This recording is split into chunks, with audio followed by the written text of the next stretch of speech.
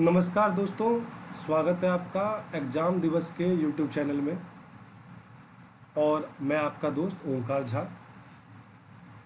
तो दोस्तों, रिज़ल्ट आ चुका है। आए हुए 2 दिन भी हो चुके हैं और जिनका सिलेक्शन हो चुका है उनको मैं ऑलरेडी शुभकामनाएं दे चुका हूं। जिनका नहीं हुआ उनको अपने लेवल पे सांत्वनाएं भी दे चुका हूं। तो अब इन चीज़ों से निकल के आगे क्या करना है, इस पे थोड़ी सी मैंने सोचा कि जो मेरे दिमाग में ख्याल आ रहे थे उड़ते उड़ते, तो मैंने बोला कि यार चलो दोस्तों के साथ डिस्कस करते हैं, बिकॉज आप लोग भी तो फैमिली हो। अब मेरे दिमाग में कुछ आ रहा है, आपको ना बताऊं तो ये भी तो इनजस्टिस है ना। तो कुछ चीज़ें जो मेरे दिमाग में आई, तो मैं सोचा कि आपको भी शेयर कर दूं। तो कुछ क्वेश्चंस हैं जो कई लोगों का दिमाग का संतुलन बिगाड़ रहे होंगे, दिमाग की सीमाओं का उल्लंघन करवा रहे होंगे। उसमें से कुछ क्वेश्चंस को मैं यहाँ पे रखूँगा और आप लोगों के जो दिमाग में चल रहा है उसका आंसर देने की कोशिश करूँगा। पहला देखो, जिनका हो गया है वो क्या करे। तो भाई देखो, जिनका हो गया है वो मिठाइयाँ बांटो, खाओ, नाचो, दोस्तों के साथ पार्टी करो और 7-8 दिन चुपचाप बैठो। ठीक है, पहले फुल एंजॉय कर लो, क्योंकि आपने लाइफ में बहुत सारे दुख देखे, लोगों के ताने सुने, बहुत सारी कठिनाइयों का सामना किया, तब आप उन 209 लोगों में जगह बना पाए हो जो लिस्ट में है ना। 209 ही है ना। अब हो सकता है एक आध ऊपर नीचे हो, पता चला कमेंट में इसको ही लेके कोई खींचने लग जाए कि 209 बोला, इसको तो कुछ नहीं आता। ठीक है, मैं इतना ज़्यादा लोड नहीं लेता। तो आप जो मेन जो लिस्ट में आप आए हो, तो यू आर डिजर्विंग। आप इस चीज़ को थोड़ा सा अपने आप को क्रेडिट दीजिए, अपने आप को थोड़ा वैक्यूम समय दीजिए। इसीलिए यूपी पीसीएल ने भी अगले 8-10 दिन तक आपको वैक्यूम समय दे रखा है कि हाँ, अपनी थोड़ी आप खुशियाँ मना लीजिए, सब कुछ कर लीजिए, उसके बाद आप आइए बाकी सारी बाकी सारे प्रोसेस के लिए। जैसे देखो, जैसे अब आप में से कुछ लोग ये पूछ रहे हैं कि सर सर, भैया, दोस्त, मित्र, जो भी कह लो, ठीक है। मैं नहीं कहता कि मुझे सर कहो, कुछ लोग कहते हैं, उनकी मर्जी। जो नहीं कहते उनकी मर्जी। ठीक है, दोनों ही लोग मुझे चाहते हो और दोनों का ही मैं सम्मान करता हूँ। और मेल्स पे भी मैंने अपनी टीम को बिठा रखा है, वो हर एक मेल का रिप्लाई दे रही है आज की तारीख में। तो मेल पे कोई भी कंसर्न हो आप डालिए, हम कोशिश करते हैं उसको सॉल्व करने की। तो जिनका हो गया है भाई, पहली बात तो अपने आप को समय दो।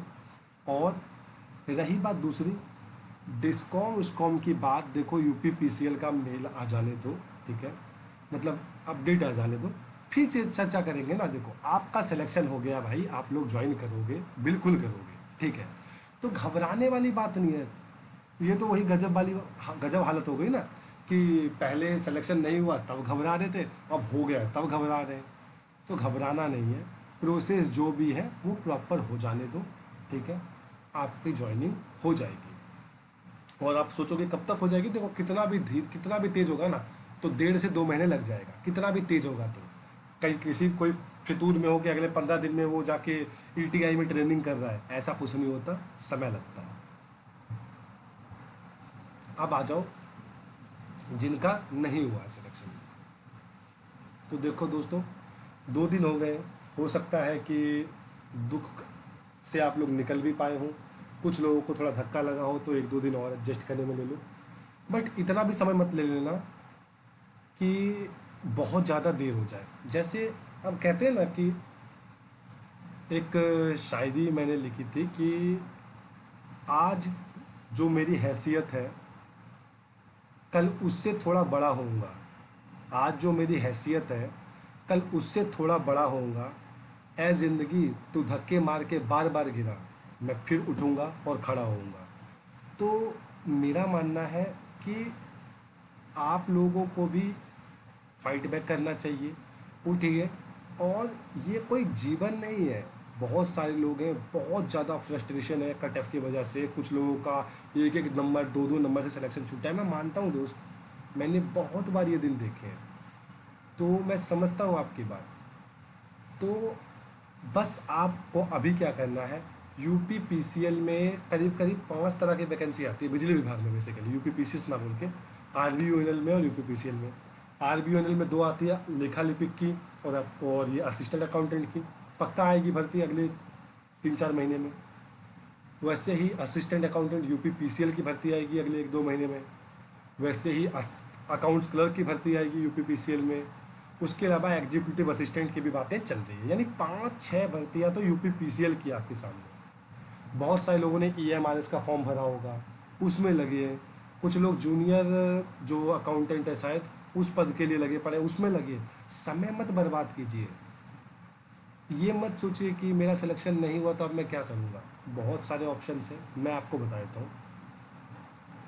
2015 में मैंने पास आउट किया 12th। उसके बाद मैंने 12th के अगले दिन ही जॉब करी, सर्कमटेंसेस ऐसे थे। 2020 में मैंने लॉकडाउन लगने से कुछ दिन पहले जॉब क्विट कर दिया और UPSC की तैयारी शुरू कर दी। 21 में मैंने अटैम्प्ट दिया, 22 में मैंने अटैम्प्ट दिया, नहीं हुआ मेरा आगे। ठीक है, तो मैंने सोचा कि चलो कोई दूसरी जॉब निकाल लेते। तब तक ये एकमात्र एग्ज़ाम था जिसके लिए मैंने थोड़ा कंप्यूटर पढ़ा था, बाकी तो मुझे ऐसा कोई पढ़ने की ज़रूरत नहीं हुई, क्योंकि मैं खुद भी कॉमर्स का टीचर हूँ। मैं अभी भी कॉमर्स पढ़ाता हूँ और अगर मैं बताऊँ तो परमात्मा की कृपा से कि ठीक ठाक पैसे भी अर्न कर लेता हूँ मैं। तो मेरा भी ये मानना है कि आपका सिलेक्शन हुआ या नहीं हुआ इससे मैटर नहीं करता। अपने आप को फाइनेंशियली साउंड रखिए। आप लोग इतने काबिल हैं कि आप 1-2 जगह ट्यूशन पढ़ा सकते हैं, ट्यूशन पढ़ाइए, अपने आप को फाइनेंशियली स्ट्रांग कीजिए। लड़कों के लिए खास, ठीक है। लड़कों, अगर आप खाली जेब घूमोगे तो बड़ी दिक्कत रहेगी जीवन में, है ना। तो अपने जेब को थोड़ा सा स्ट्रांग कीजिए, ट्यूशन पढ़ा लीजिए, कुछ भी करिए यार। 4 बच्चे पकड़ के ट्यूशन पढ़ा लो, आ गए 2-3 हज़ार रुपये। ठीक है, जो महानगरों में है, बड़े बड़े शहरों में, वहाँ तो 12-12, 15-15 हज़ार रुपये मिलते हैं होम ट्यूशन पढ़ाने के। अगर आप में काबिलियत है तो पकड़ लीजिए। और मैंने आपको बता दूं, ट्यूशन पढ़ाने की वजह से ही मुझे अकाउंट्स पढ़ने में कोई भी दिक्कत नहीं हुई, अकाउंट्स का पेपर देने में कोई दिक्कत नहीं हुई, क्योंकि मेरे अकाउंट्स में का बैकग्राउंड मेरा बहुत साउंड रहा। तो जिनका नहीं हुआ है वो आगे की वैकेंसीज में लग जाएगी। ठीक है, उसके बाद हमारे इनिशिएटिव क्या क्या है। तो देखो, हमारा इनिशिएटिव है कि हम लोग जल्द से जल्द आप लोगों के लिए मार्गदर्शन की क्लासेस लेके आएंगे कि एक्चुअली आपको क्या कैसे पढ़ना है। ठीक है, मेरे पास तो उतना समय नहीं रहेगा कि मैं पढ़ाऊँ, बट मैं आपको ये बताऊंगा कि किस सोर्स से कौन सा चैप्टर करना है, कहाँ से क्या पढ़ना है। मैं फिर बोलूँगा, किसी कोचिंग वाले का कहीं से भी बिना मतलब इस एग्ज़ाम के लिए कोई मटेरियल मत खरीद लेना कि इससे खरीद लेते हैं, ये सर मुझे मटेरियल देते हैं, वो सर। देखो, मुझे कोई शौक़ नहीं, आप खरीदो, मेरा क्या जा रहा है। मगर मैं फिर कह रहा हूँ, इस एग्ज़ाम को क्रैक करने के लिए मटेरियल खरीदने की तो बिल्कुल भी ज़रूरत नहीं है किसी की भी। ठीक है, 1-2 बुक्स चाहिए। ठीक है, सिंपल आपको मार्केट से मिल जाएगी। कोर्स कुछ नहीं चाहिए। आप लोग कॉमर्स बैकग्राउंड से थे तो आपको पता होना चाहिए कि कोर्स वोर्स की आपको कोई विशेष ज़रूरत नहीं है कि अकाउंट्स, इनकम टैक्स और ऑडिट आप पढ़ रहे हो लोगों से। ठीक है, अगर आप ऐसा कर रहे हो ना लिटरली में, तो कसम से फिर आप समझ जाओ कि आप कहाँ स्टैंड करते हो। आपका काम है नॉर्मल एक बुक लिया, उसे देखा, अपने कंसेप्ट को सॉल्व किया, पेपर दे दिया, ऐसे होता है। अब एक और भ्रांति फैली हुई है। क्या फैली हुई है भ्रांति? कि अगली बार कटअप 140 जाएगी, अगली बार कटअप 150 जाएगी। पहली बात तो देखो, कटअप डिसाइड करने वाले आप और मैं कौन होते हैं? कोई नहीं होते। दूसरी बात, कटअप इस बार ज़्यादा नहीं गई है, हर बार कम जाती थी। दोनों में अंतर समझ रहे हो? अब होता क्या है, बहुत सारे लोग कैटेगरी से बिलोंग करते हैं, डिफरेंट कैटेगरी से। जैसे कोई SC से है, तो SC वाले बहुत सारे बच्चे इसलिए फेल हुए क्योंकि उनके दिमाग में ये था कि कटअप तो 40-45 नंबर जाती है 150 में से, हो गए इसी चक्कर में फेल। तो तैयारी इस हिसाब से करो। जनरल कटअप 116 गई है तो तैयारी 120 की करो। कटअप जो जाएगी वो जाएगी, आप तैयारी 120 नंबर की करेंगे, चाहे आप किसी भी कैटेगरी से बिलोंग करते हो। कैटेगरी से बिलोंग करने से नंबर लाने का क्या लॉजिक है यार? कैटेगरी वो है कि चलो आपके 2-4 नंबर कम हो गए तो वहाँ हेल्प कर दे। अब ये तो है ना, मतलब है कि कैटेगरी में आपका 50 नंबर का डिफरेंस है, आप उम्मीद लगा कि ये बैठे हो कि मेरा हो जाएगा, तो ऐसा भी नहीं होता है।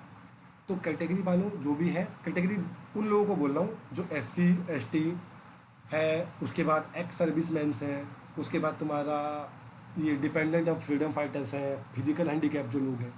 तो ये लोग कई बार, इनमें से मेरे कई सारे जानने वाले भी हैं जो इस हिसाब से तैयारी करते हैं, अरे यार पिछले बार मेरी कैटेगरी कटअप ऐसी गई थी, तो भैया अपना कैटेगरी मत देखो, जनरल में क्या गई थी तैयारी उसके हिसाब से करो, बाकी आपकी हेल्प ऊपर वाला करेगा बाद में, जब आप वॉरियर की तरह लड़ोगे तो। ठीक है, छुप के मारने वाले को कभी भी वो नहीं माना गया बहादुर। ठीक है, तो इसीलिए वॉरियर बनो और जनरल कटअप की तैयारी करो, फिर आपका जो एक्चुअली में जो आपका जो क्राइटेरिया है, जो भी आप जिस भी क्राइटेरिया में फॉलो करते हो, वो कैटेगरी आपकी हेल्प करेगी। ठीक है, तो सबसे बड़ी बात, जिनका नहीं हुआ है दोस्तों, फिर से बोलूँगा, जग जाओ और बाकी एग्जाम की तैयारी में लग जाओ। अरे यार ये तो शायरी बन गई, बहुत बढ़िया।